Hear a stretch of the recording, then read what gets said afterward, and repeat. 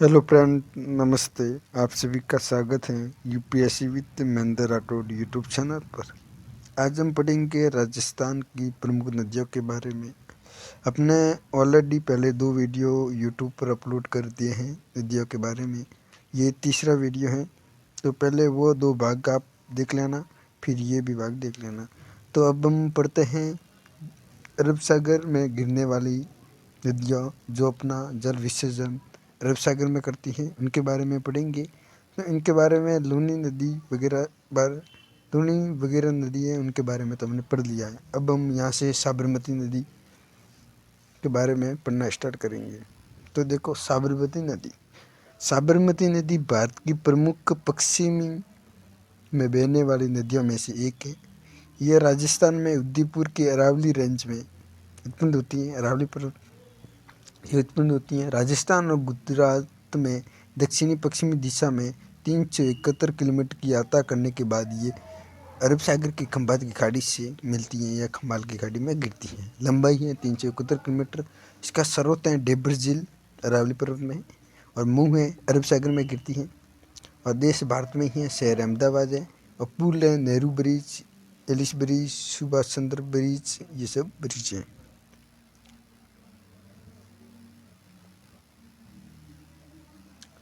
देखो, ऐसा उद्गम होता है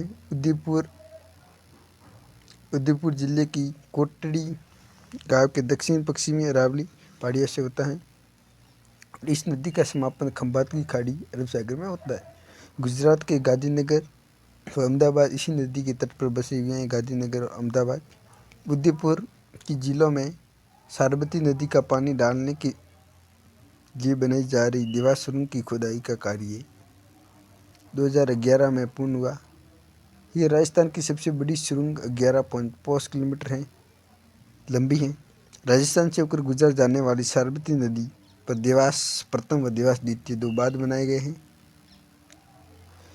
और इस बांधों का पानी सुरंग के जरिए उदयपुर के जिलों में पहुँचेगा। और साबरमती की सहायक नदियाँ हैं हतमती, वाकड़ और जाजम। ये 3 नदियाँ इसकी सहायक है साबरमती की। फिर पढ़ेंगे हम पश्चिमी बनास। बनास एक नदी है जो पूरी तरह से पश्चिमी भारत में राजस्थान राज्य के भीतर स्थित है। ये नदी संबल की एक सहायक नदी है पश्चिमी बनास, जो खुद यमुना की भी एक सहायक नदी है जो गंगा में विलीन हो जाती है। और बनास की कुल लंबाई 512 किलोमीटर है। लंबाई 512 है। इसका स्रोत ये भी अरावली रेंज से उत्पन्न होती है। और मुँह है संबल में ये मिल जाती है। और देश है भारत। उद्गम होता है सिरोही जिले के नया सावरा गांव की पहाड़ियों से। और पश्चिमी बनास का समापन कच्छ की खाड़ी में होता है। और शिपू नदी ये पश्चिमी बनास की सबसे महत्वपूर्ण सहायक नदी है। शिपू नदी पश्चिमी बनास की है, जो कि महत्वपूर्ण सहायक नदी है। आबू रोड सिरोही गुजरात का दिशा नगर इसके किनारे पर स्थित है। अब हम पढ़ेंगे सोम नदी के बारे में। इस नदी का उद्गम उदयपुर के बाबलवाड़ा के जंगल, बिसामेड़ा, पाडी, फुलवारी की नाल अभियान से होता है। उदयपुर में बहने के पश्चात डूंगरपुर की बेणेश्वर नामक स्थान पर मई नदी में मिल जाती है। उदयपुर में इस नदी पर सोमका कादर बांध बनाया गया है। फुलवारी की नाल अभियान से सोम, मानसी, वाकल नदियों का उत्पन्न होता है। जाखम, टिड्डी, गोमती या सारनी इसकी सहायक नदियाँ हैं। सोम नदी की सहायक नदियाँ कौन कौन सी हैं कि जाखम, टिड्डी, गोमती व सारनी इसकी सहायक नदियाँ हैं। अब हम पढ़ेंगे जाखम नदी के बारे में। इस नदी का उद्गम प्रतापगढ़ की छोटी सादड़ी तहसील में स्थित भर माता की पहाड़ियों से होता है। कहाँ से होता है? भर माता की पहाड़ियों से, जो कि छोटी सादड़ी तहसील प्रतापगढ़ में है। वहाँ से होता है जाखम नदी का उद्गम। प्रतापगढ़ में बहने के पश्चात ये नदी उदयपुर में बहती हुई डूंगरपुर के नोरावल बिलोरा गांव में सोम नदी में मिल जाती है। ये भी कहाँ मिल जाती है? सोम नदी में। प्रतापगढ़ में इस नदी पर राज्य का सबसे ऊंचा बांध जाखम बांध बनाया गया है। और जाखम इसकी सहायक नदी करमाई या सुकड़ी, 2 इसकी सहायक नदियाँ हैं, करमाई और सुकड़ी। फिर पढ़ेंगे हम एराव नदी और शेप नदी। एराव नदी का उद्गम प्रतापगढ़ जिले में होता है। बांसवाड़ा जिले में ये नदी मई में मिल जाती है। प्रतापगढ़ में उद्गम होता है और बांसवाड़ा में मई में मिल जाती है। फिर ना शेप नदी का उद्गम कालीचंद्रा की पहाड़ियों से होता है। आगे चलकर ये भी मई में मिल जाती है। फिर पढ़ेंगे हम अनास नदी के बारे में। अनास नदी का उद्गम मध्य प्रदेश में होता है। राजस्थान में इस नदी का प्रवेश बांसवाड़ा जिले से होता है और बांसवाड़ा में बहती हुई ये नदी मई में मिल जाती है। और अनास की प्रमुख सहायक नदी कौन सी है? हरन। फिर है लीलरी या लीलरी नदी। इस नदी का उद्गम अरावली पर्वत श्रेणियों से होता है और पाली जिले में बहती हुई ये सूखड़ी नदी में मिलकर निम्बोल नामक स्थान पर लूनी नदी में मिल जाती है। अब हम पढ़ेंगे आंतरिक प्रवाह की नदियाँ। बंगाल की खाड़ी और अरब सागर में गिरने वाली नदियों के बारे में हमने पढ़ लिया है। अब हम पढ़ेंगे आंतरिक प्रवाह की नदी।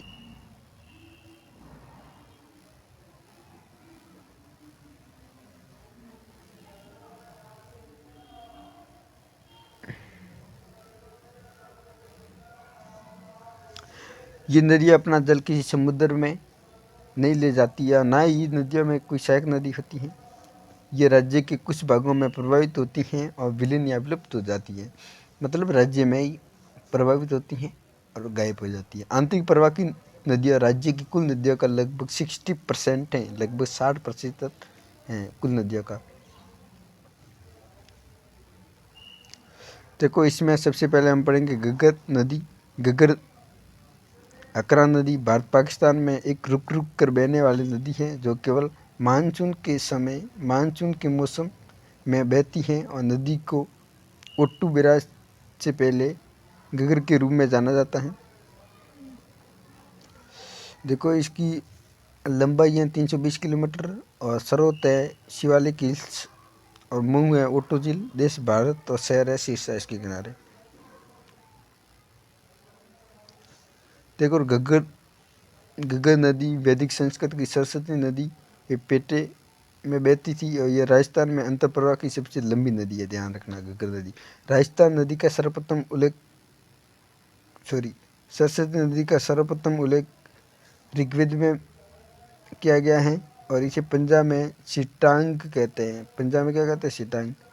इस समय ये नदी जब उफान पर होती थी तो तलवाड़ा, अनूपगढ़, सूरतगढ़ होती हुई भारत पाकिस्तान सीमा को पार करके फोर्ट टबास पाकिस्तान तक चली जाती। जब इस नदी ज़्यादा तेज पानी आता था तो ये तलवाड़ा, अनूपगढ़, सूरतगढ़ होती हुई भारत पाकिस्तान को सीमा ही पार कर लेती थी। पाकिस्तान में इस नदी को अकरा के नाम से जानते हैं। वर्तमान में ये नदी हनुमानगढ़ के कुछ ये आगे पहुँच पाती है, आगे नहीं आ जाती। घग्गर नदी को नाली कहा जाता है और सिंधु घाटी सभ्यता के प्रमुख केंद्र इसी नदी के किनारे बहते थे। स्थित है काकनी नदी। इसका उद्गम है कोटरी जैसलमेर में। इस नदी का उपनाम मसूरदी काकनाय है और भुज झील जैसलमेर इस नदी का निर्माण करती है। भुज झील है जैसलमेर में जो इस नदी का निर्माण करती है। फिर है कटली झील, कटली नदी, कटली रिवर। कटली नदी भारत में राजस्थान के शेखावटी क्षेत्र की एक वर्षा आधारित मौसमी नदी है। ये अरावली रेंज से निकलती हैं और शुरू के उत्तर पश्चिम में इसके अंतर्देशीय जल निकासी बेसिन के केंद्र में खाली हो जाती हैं। इसकी लंबाई है 100 किलोमीटर है। गाँव है गणेश्वर जो कि सभ्यता है अभी नवलगढ़ में।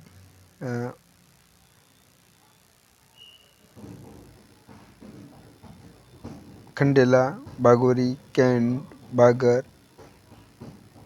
झुंझुनू क्षेत्र, सीकर, झुंझुनू शुरू। उद्गम है खंडेला की पहाड़ी सीकर से होता है इस नदी का।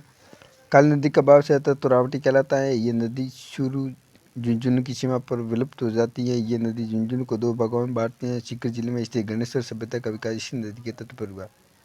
फिर पढ़ेंगे हम मेथा नदी के बारे में। इसका उद्गम है जयपुर में मनोहरपुर थाना से होता है। मनोहरपुर थाना से इसका उद्गम होता है। जयपुर में बहने के पश्चात ये नदी नागौर में बहती हुई सांभर झील में अपना जल गिराती है।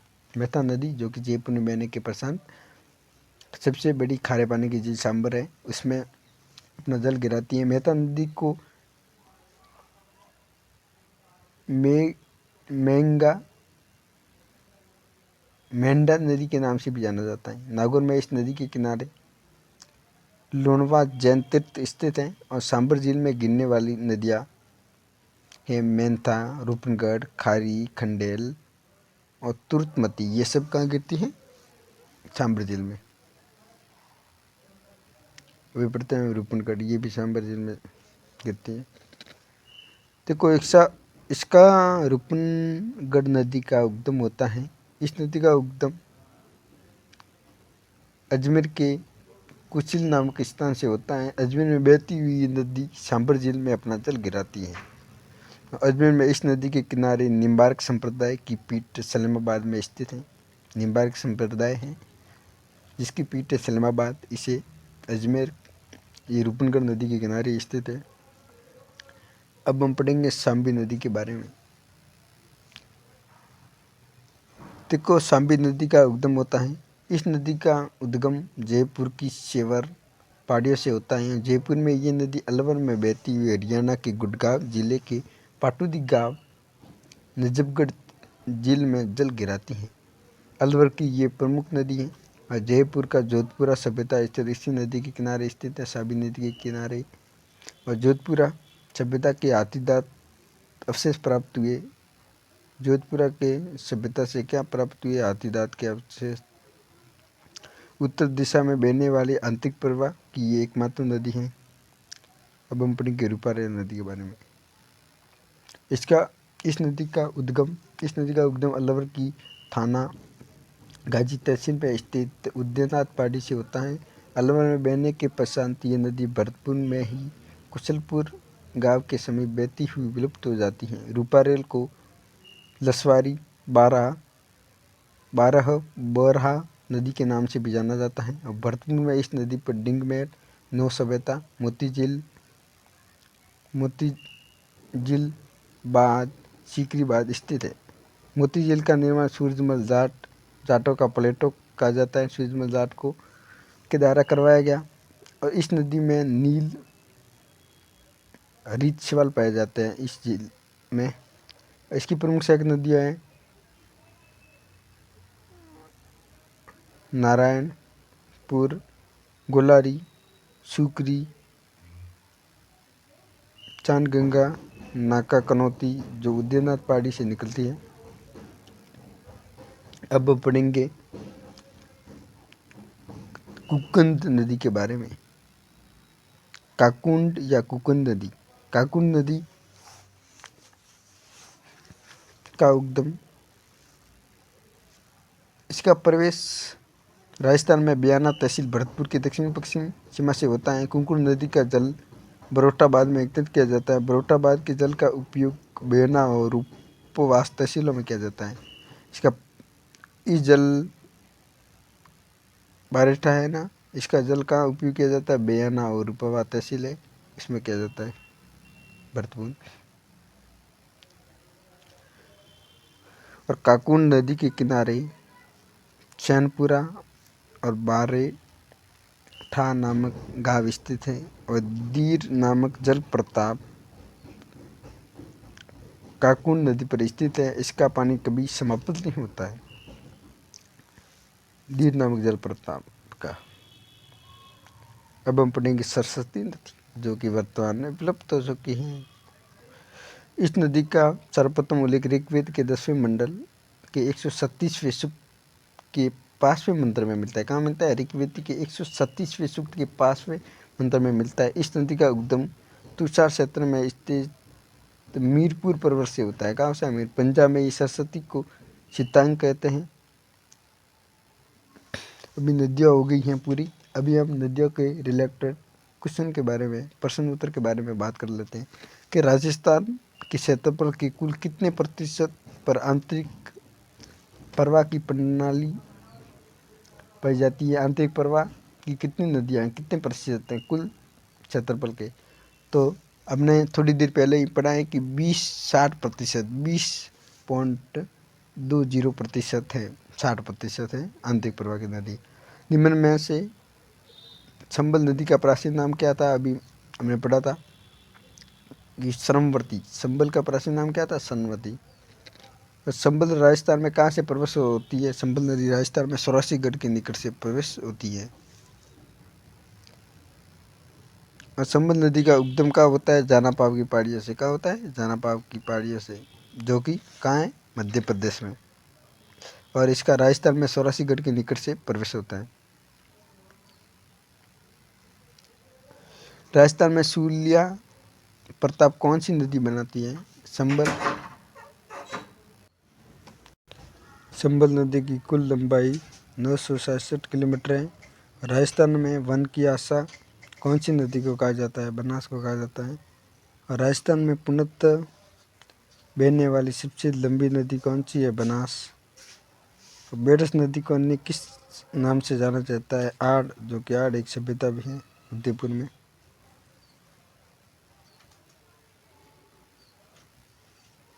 वीडियो हो गया है पूरा।